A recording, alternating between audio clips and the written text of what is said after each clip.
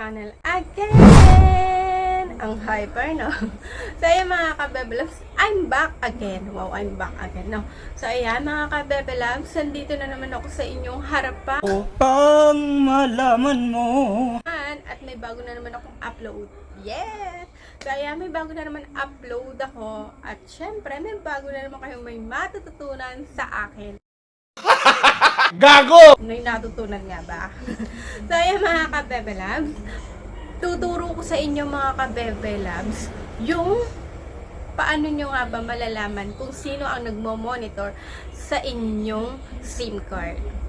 Ayan mga kabebelabs, syempre di ba tayo, nag-iisip tayo kung yung text ba or message natin is tayo lang ang nakakabasa.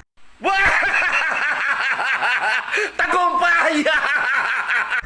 Yun ang tuturo ko sa inyo mga kabebelabs, diba? Start mag-ano, no? So, ayan mga kabebelabs, ituturo ko sa inyo mga kabebelabs, yung paano nga ba ninyo malalaman kung may ibang nagbabasa ng inyong message. Ano masabi? Dun sa isang tao na i-message nyo, diba? Yung i-message nyo siya na dapat siya lang ang makakabasa at dapat kayo lang ang may alam. Paano nga ba ninyo malalaman yon? So, ayan mga kabebelabs, ituturo ko sa inyo kung paano. At syempre, kailangan nyong manood ng aking tutorial na ito at huwag i-skip yung aking mga ads or kung ano-ano pa. So, ayan, kailangan nyong matutunan to mga kabebelabs. Importanteng mahalaga. Wow, importanteng mahalaga, di ba? So, ayan mga kabebelabs, kailangan ninyong malaman to mga kabebelabs. Syempre, bakit nga ba kailangan nating malaman? Kung importante nga ba yung pinag-uusapan ninyo, tapos may isang nakakaalam, or bali, tatlo na kayo nakakaalam, or higit pa sa tatlo ang nakakaalam ng pinag-uusapan ninyo. Di ba mga kabebelabs? Ayun ang dapat ninyong alamin kung paano ninyo i-delete ito at dapat kayo lang ang nakakaalam ng pag-uusap ninyo o conversation ninyo ng isang tao. So, ayan ang aking ituturo sa inyo mga kabebelabs at hindi na ako magpapatumpik-tumpik pa at alam kong may maiinis na naman. Tayo mga kabebelabs, ituturo ko na nga sa inyo kung paano.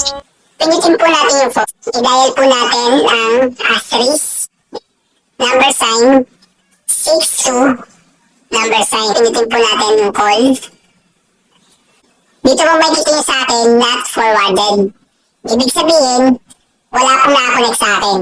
Pero kapag meron pong number na nakalagay dyan, ibig sabihin po, meron pong nakamonitor sa aking SIM card.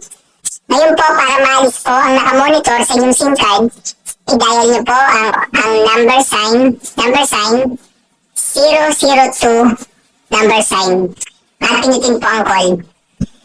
Dito may kita nyo na na-erase na ang nakamonitor sa inyong SIM card.